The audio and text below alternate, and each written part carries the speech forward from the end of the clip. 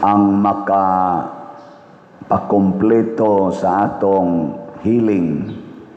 Kung doon natin pangayoon nga healing gift sa Ginoo, mao gyud ang pagpasalamat. Kung kutob ratas healing, unya way pasalamat, dili pa na kompleto. Ilingi ay mong tupad ing na kapila na ka naayo. Kapila na ka naayo. Nya kapila sa ka nagpasalamat. Ako karon napagaw. Kadaghan na sad ko napagaw. Ang ako yung mahinumduman basta maglisod na kog tabi. Ang ako dayong pagkayaw-yawan.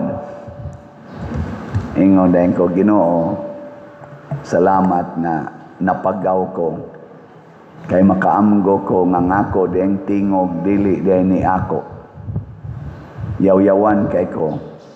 Dali kay ko makayaw-yaw sa Kristan, usahay sa liktor, da mirisi napagaw.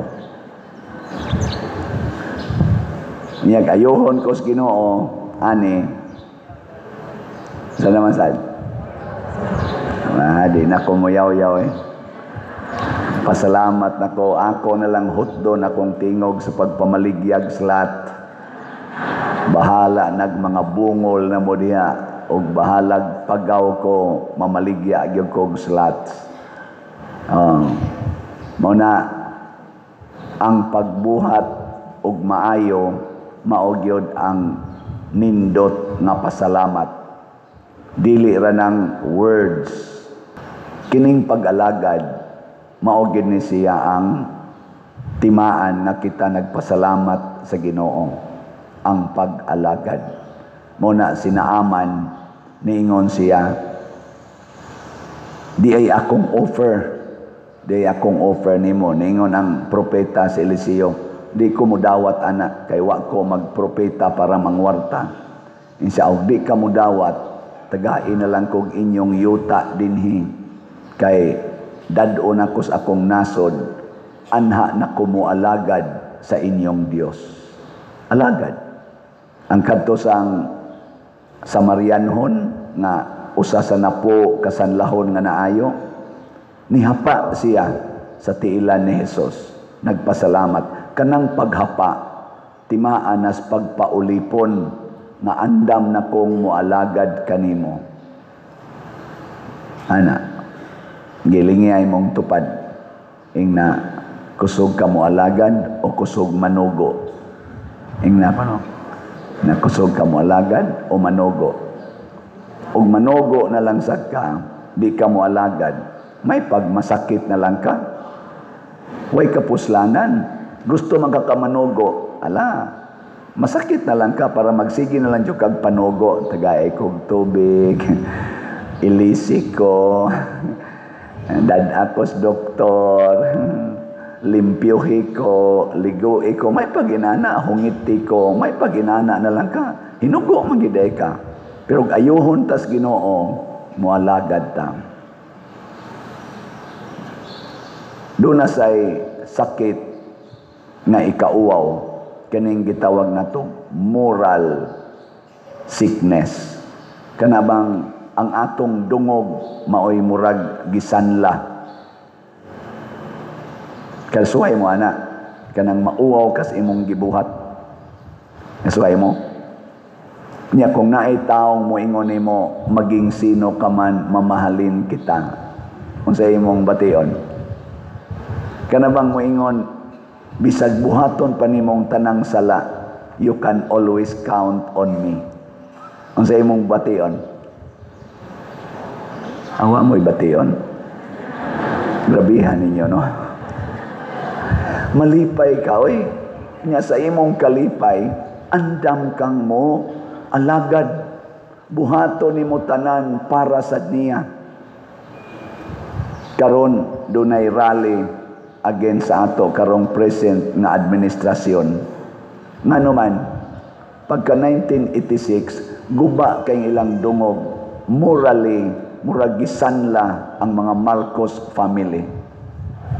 Nangalag kawatan, kurakot, diktador, hangtod nag-i-impeach, pinaagi sa people power. Bati kay silag dungog. Pagka 2022, niingon ang mga Filipinos, okay na. Musalig minimo pagbalik sa junior. Ang sa may gibuhat ni junior, ang nitabang niya para makalingkod pagbalik pagka-presidente, karon na nag-antos na. Na nag-antos. Ang number 1 yung nitabang niya, mao ang mga Duterte. Una, ang iyang papa, gipalubong, dugay kay itong wa malubong, kay morally sanlahon yun. Kanang wa giayo para sa mga Pilipinos. Munang wa gipalubong sa libingan ng mga bayani for how many decades? From kanus ato namatay, 88. Hangtod na lang ugwap amulingkod si President Rodrigo Duterte, di gyud malubong. Purting lipaya nila ato. Ang paglubong palandaan, purting lipayas mga Marcos. Sunod, ni suporta na sad ang Duterte, ni tandem sa ilang unit team si Vice President Sara Duterte. Purting ninduta nila, humot kay sila sa mga tao, landslide tungod kay nabango na ang dungog. Ako, niingon jud ko, gipalubong ni Duterte si Marcos Sr. Karon nagkuyog si Sara Duterte o si Marcos, kani tininuod na gining pangalagara. Oy. Nabudol. Pero wa man ginaangkona sa atong presidente, tagaan lang sa nato siya og benefit of the doubt. Ang ako lang hangyo nga iyang untang magpakabana unta siya sa nanghitabo karos Pilipinas. Kung dili man siya mao'y nagbuhat ani, ibutang talang in quotation, kung dili siya mao'y nagbuhat ni ining trillions of corruptions, niining mga injustisya left and right, niining mga substandards nga mga projects sa DPWH o uban pang mga departamento. Kung dili man siya nagbuhat ani, iya untang tagaan og tinuod nga pagtagad og pagsulbad, dili kay magpakahilom lang. Kay ang iyang pagpakahilom, it's an outright affirmation na ako'y nagbuhat ani.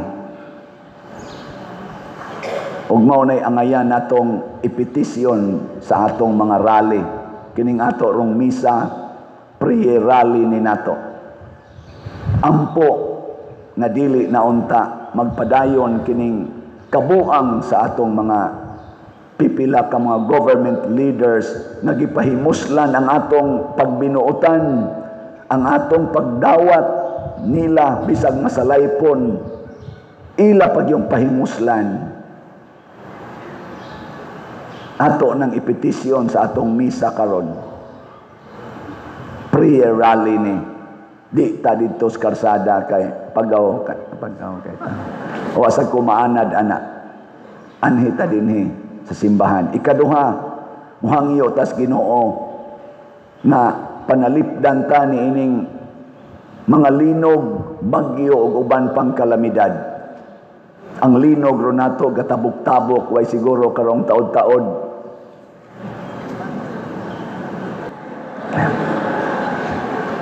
Mababaan na ba sa nato usahay? Sunan gana? Bugo, paghuman dayon, sunod dayon ang dito. Bagyo, sunod. Davao, sunod. Karumbag o nasad. Hain to napita. Sambales, ana. Lingiyay mong tupad. Ingna, dili ka ikay naingnan. Ingna ba? Nganong nakasuod maning gahom si Yawa nga muguba sa hinimos Ginoo, pinaagig linog tungod na kay dili na tasuod sa Ginoo. Basig naliwat ta sa siyam kabuok nga human nakadawat og grasya, wa nay pakabana sa pagbalik sa Ginoo. Magbalik loob na tayo sa Panginoon, matud pas Tagalog. Balik loob. Nindot kay ng ilang term sa Tagalog. Ang paghinulsol gitawag nilang balik loob. Unsa man na? Balik sa imong kasing-kasing kay naa dihang Ginoo. Hinaot unta ang atong presidente magbalik loob. Dili hanggang isip lang at guni-guni palagi. Dapat puso niya ang kaniyang sisihin at busisihin. Hindi lang yung mga salin at saka yung confidential fund na napakaliit. Ang mga billions na confidential fund parang wala lang. Tagalog ko gamay ha. Rally ko ni. Ang billions na scams na nawala na pera parang wala lang. Ang 125, 150 million na kusing lang na sa Tagalog, sinsiyo ra na. Sige haghisgot, hapil ng atong bagong ombudsman na questionable sa gayong pagka-insert niya. Ang una gyapon niyang agenda, confidential fund lang gihapon. Kamusta pa man ta magbago? Kutob na lang kita, anak. Pero good ninyo, good, mga asawa, ang imong bana nagbinuotan na. Hisgutan bagay na nimong iyang pagpangabit 20 years ago. Manong imo pa man ang hisgutan na nagbinuotan naman siya for 20 years, wa naman siya muhilabot og laing babae. Mutanaw naman lang siya sa picture. Nganong imo pa man ang ikarga ang katong wa na niya buhata, di ba? Ngimong bana palahubog kay una karon usa na lang ka botilyang grande nga Red Horse ang imnon, imo pa magyong yaw-yawan, di ka ka-appreciate nga wa na magligid sa yuta sa kahubog, niinom na lang na gamay. Ayaw sige hisgot tong pagkapalahubog. Hisgote ang iyang kausaban ing nasa una no magligid gyud ka sa yuta. I give thanks to God. Kay karon igo na lang mamuwa imong naong. Di ba? Kanina tang ingo din na imong bana, sana all. Pati na niyong suura. Na, karon dili sila ka-appreciate sa atong pag-antos. Nagiantos nato sila for 3 years nga ni-increase ang atong utang og 5 trillion pesos. Nga wagi project pulos pag yung palpak kundo na may gitudlo nga project palpak hasta paglinog nato dinhi ofiran pagitagtag 20 pesos nga kilos bugas. Kita ganili naghinatagay na tagbugas sila mamaligya pamangyog 20 pesos. Sobrang panginsultos mga Pilipinos. Ug dili man ang atong presidente ang nagbuhat ana, I hope iya nang aksyonan kay pakauaw na gi-cancel na sa South Korea ang pag-release atong loan kay wa na siya pagsalig sa Pilipinas. Daghang nag-message nako, pader, kaming mga OFW, ikauaw na namo ang atong presidente kay gisaway na mi dirig maayo sa among mga amo, bati kay image ang Pilipinas karon. Kanus apamanta manglimpyo aning lapok sa atong naong mahal nga presidente ug kamong naa sa Senado, Kongreso ug naa sa atong judiciary. Kanus amanta manglimpyo, di gyud mo kakita sa kahugaw na sa atong naong gisanla na ta, sanlahon na ta, gikahadlukan na ta sa ubang mga nasod. Wa na magani mo invest na to dire, napabagoy mga investors, wala na kay mahadlok na. Kita na layo mahadlok. linog na lay atong kikahadlukan. Pero gilinog na ta nining korupsyon, gibagyo na ta nining inhustisya. Sobra na. Di pa mo ka-feel, unsay dangatan sa inyong mga anak. Ako wa man ko'y anak, kay wa man sad mamabdos. Wa man sad hilabti, kamo ba sad? Igo naman ko. Adugay nga katuganan tas tinuodan ano. Ana, ako lang yung gipahungaw ba kay pasalamat bayatang sige mong pamalit og slots.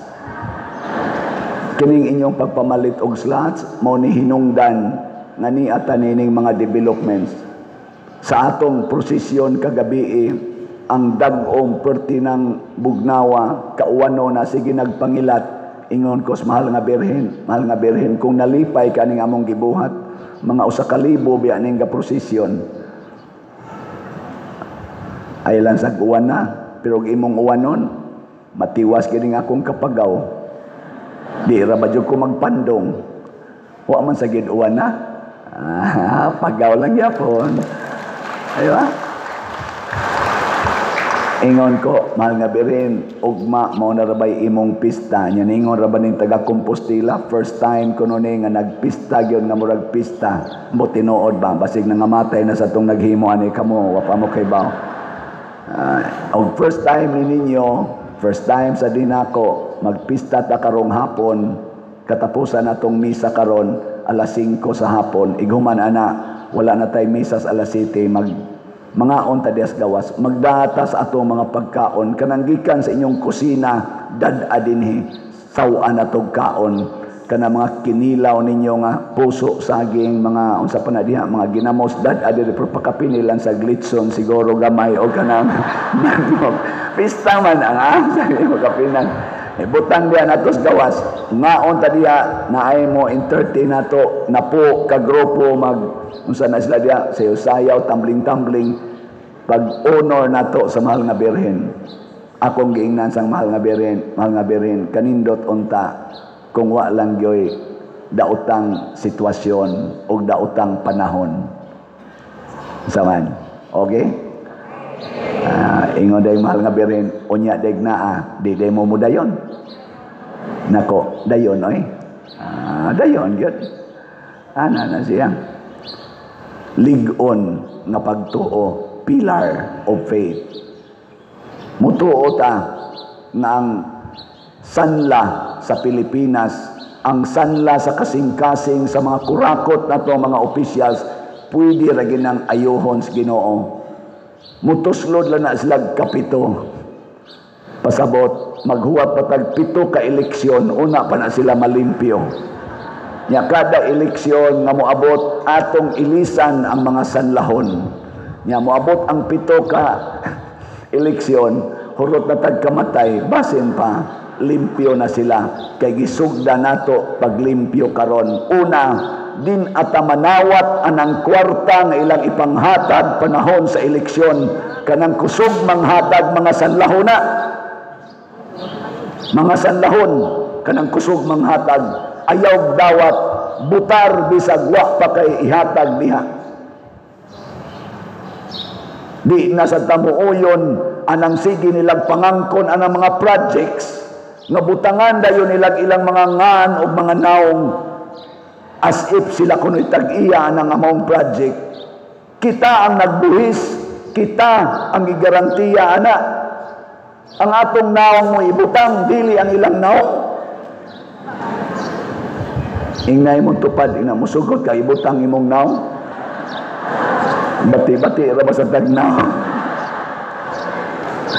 sumaon ba na o malipay ko nga maingon gikan sa katawhan sa Cebu project gikan sa katawhan sa 5 distrito o sa asa pa ng distrito 24 distrito unang distrito katawhan ana ayaw ang ngan sa leader kaigor na siyang nag-approve ako din maingon mo Padursiano gay mo dili oy taga Compostela gamay ra kog natampo ani akong slot gamay ra